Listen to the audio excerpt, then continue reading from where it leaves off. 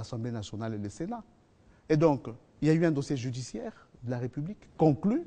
Et aujourd'hui, vous allez comme ça demander au président de la République des États-Unis, qui a beaucoup à faire pour l'équilibre sécuritaire, notamment sur le plan international, de pouvoir attraire Joseph Kabila devant la Cour pénale et ça l'a raté. Voilà. Mais justement, comme vous parlez en lingala, Sylvie Bongo va poser sa question tout à l'heure. Avant que cela se fasse, Bruno Bolution va poser la sienne. J'aimerais quand même pour la transition vous demander, vous, Obé Minaku, vous êtes coprésident, vous avez été coprésident avec Léon Kengo-Wadondo des concertations nationales. Ouais. Est-ce que la manière dont les opposants aujourd'hui, auxquels vous avez promis d'entrer dans ce gouvernement de cohésion, s'agitent maintenant, ce n'est pas l'impatience des promesses, notamment que le coprésident Kengo Wadondo leur avait faites. Voilà, ils sont impatients et qu'ils n'arrivent pas maintenant à accéder. Et vous êtes bien parce que vous avez vos postes et ils n'en ont pas.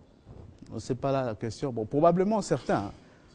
Je dirais qu'aujourd'hui, il est plutôt question de la mise... Sanga Bonganga et les autres. Oui, il est plutôt question de la mise en œuvre des recommandations des concertations nationales qui concernent notamment le gouvernement de cohésion nationale.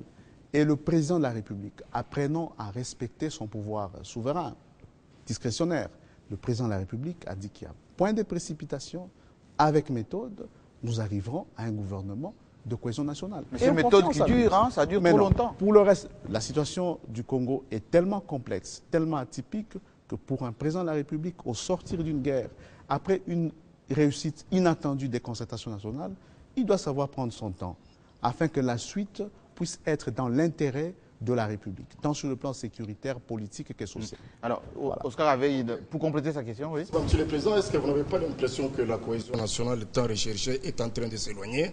Et aujourd'hui, 7 mois après la tenue des concertations nationales, alors il y a une frange de l'opposition qui sollicite ou qui demande la tenue d'autres concertations. Le vrai dialogue.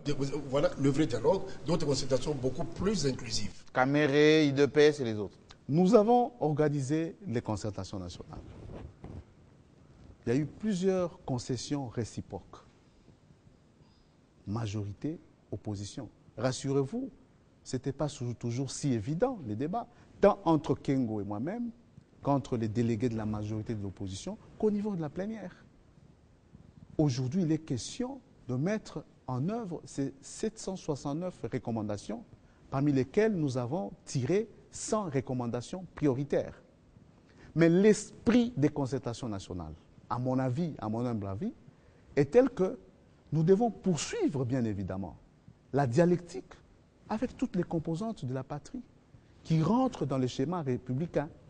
C'est-à-dire pas un coup de pied sur les concertations nationales, mais avec cette dynamique des concertations nationales. Autrement dit, ceux qui n'ont pas été aux concertations pourront participer à ce gouvernement de cohésion.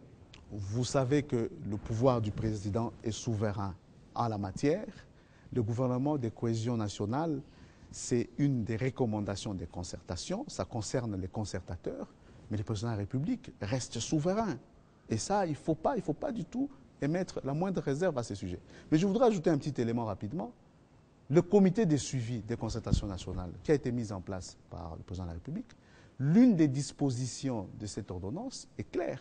Chaque année, les comités de suivi doivent organiser une sorte de dialogue entre les composantes de la nation pour évaluer la mise en œuvre. Voilà encore une occasion de dialoguer entre toutes les composantes de la nation. Vous demandez aux caméras d'attendre l'occasion de ce dialogue annuel éventuel. Ce n'est pas une question d'entrer maintenant au gouvernement ou pas. Oui. Encore que cela revient au président de la République, sa compétence comme chef d'État. C'est une question de mise en œuvre des recommandations, des concertations nationales. Bien évidemment, on est en politique. En politique, tout est dynamique. Merci. Bruno Bolution, RTGA. Obé Minaku, vous présidez aujourd'hui l'Assemblée nationale qui doit valider après débat les projets de calendrier électoral déposés par la Commission nationale électorale indépendante pour la poursuite de l'organisation du scrutin en 2015 et en 2016. Les gens attendaient qu'il y ait une session extraordinaire après la session ordinaire de mars pour qu'il y ait débat autour de toutes ces propositions déposées par la CENI. C'est vrai, on a plus cristallisé l'attention sur le gouvernement de cohésion nationale, mais la session extraordinaire, on n'en a pas eu. Je doute qu'il y ait une session extraordinaire avant septembre. Ma question, comment allez-vous faire pour rattraper ces retards, pour que ces débats soient organisés en profondeur à l'Assemblée nationale et pour que la CENI ait les moyens de sa politique, pour que son calendrier proposé ne reste pas une figure de style? Merci beaucoup. D'abord, j'aimerais préciser que la CENI est une structure indépendante d'appui à la démocratie qui devait être mise en place par le biais de l'Assemblée nationale.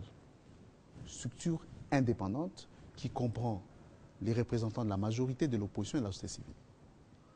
Nous n'avons pas, nous, pouvoir législatif, ni le pouvoir judiciaire, ni le président de la République.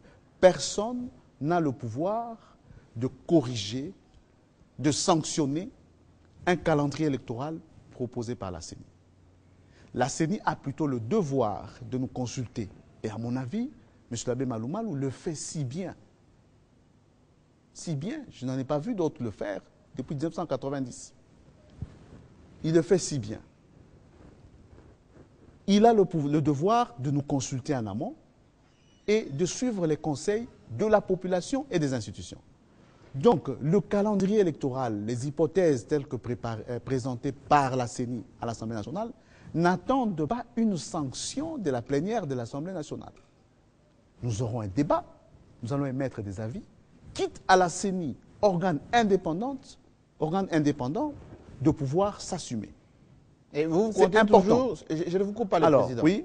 Je ne vous coupe pas, mais je vais quand même préciser, en vous écoutant, on a l'impression que vous faites toujours et encore confiance à Malou Malou, président de la CENI, alors que Martin Fayoulou avait initié une pétition, alors que la SENCO elle-même est en train de contester, alors que l'IDPS, qui n'a été ni aux concertations, ni envoyé son représentant à la CENI, veut pas non plus de Malou Malou. Alors, expliquez-nous un peu la confiance que vous, majorité présidentielle, vous faites à Malou Malou.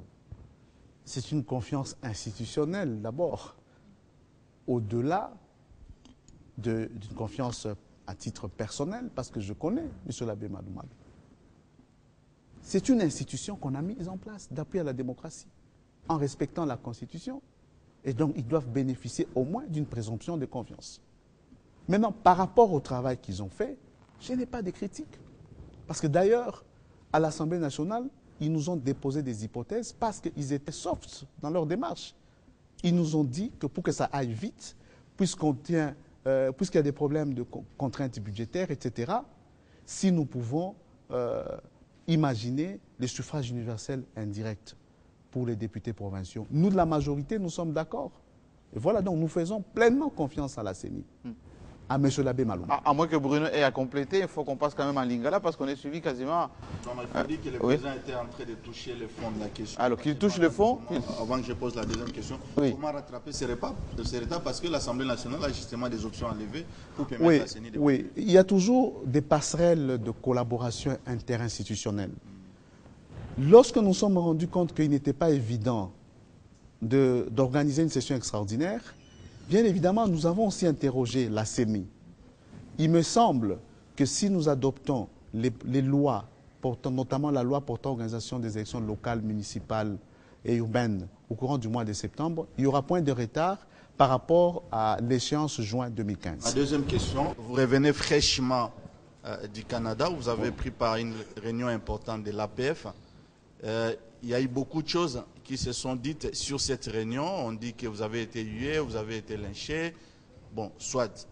Mais ma question, comment entendez-vous corriger les déficits de communication extérieure et intérieure qui gangrènent nos institutions?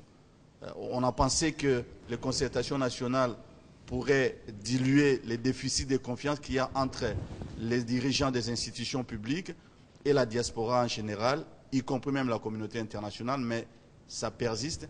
Comment allez-vous travailler, non seulement au niveau institutionnel, mais peut-être au niveau de la majorité présidentielle, qui a aujourd'hui des dissensions très importantes, pour corriger cette image-là des institutions auprès de la communauté internationale, auprès de la diaspora qui reste globalement hostile à ceux qui sont au pouvoir?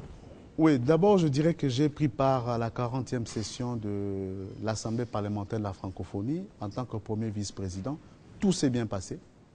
La délégation congolaise dirigée par le sénateur Moutinga, parce que moi je suis membre du bureau, s'est bien comportée.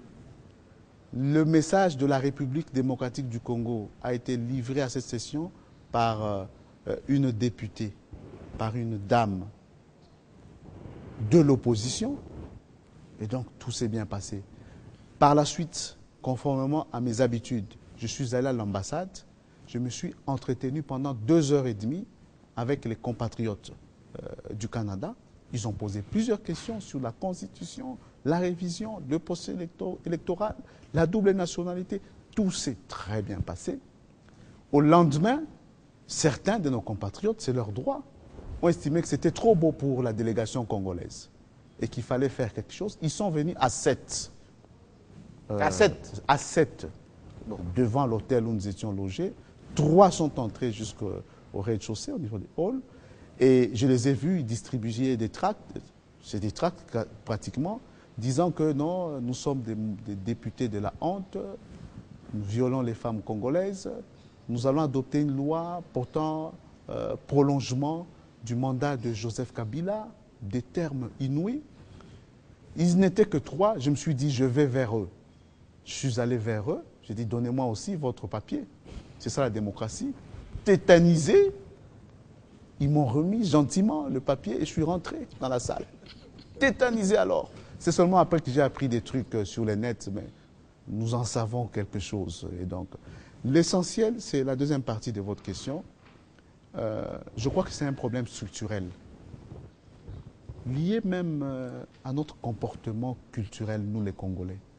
Nous pensons généralement que nous sommes grands, une grande nation. C'est vrai, nous sommes grands, une grande nation. Il ne faut pas toujours donner des explications, ça va de soi. Mais sur le plan structurel, nous devons nous réorganiser. C'est les fondamentaux. Il faut que la diplomatie fonctionne. Diplomatie fonctionnant signifie quoi? Tout ce qui se passe dans nos institutions, nos ambassadeurs doivent en être informés au moins 24 heures après et relayer, tout simplement. Et voilà, moi je crois que les solutions sont plutôt structurelles, ainsi qu'au niveau des partis politiques. Et puis c'est un problème d'éthique républicaine aussi, de la part et des opérateurs politiques de la majorité. Merci, monsieur le et ceux de l'opposition. Mais enfin, il n'y a pas de crise au sein de la majorité. Hein. Vous verrez les jours qui suivent, il n'y a pas de crise. Il y a des guerres fratricides. Bon, c'est des politiques.